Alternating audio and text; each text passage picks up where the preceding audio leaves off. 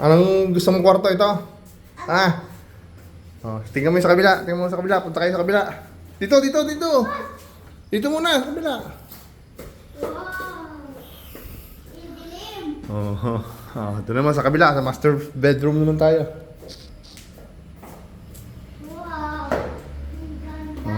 Ang ganda daw. Oh, dito tayo lilipat. Susunod. Ano?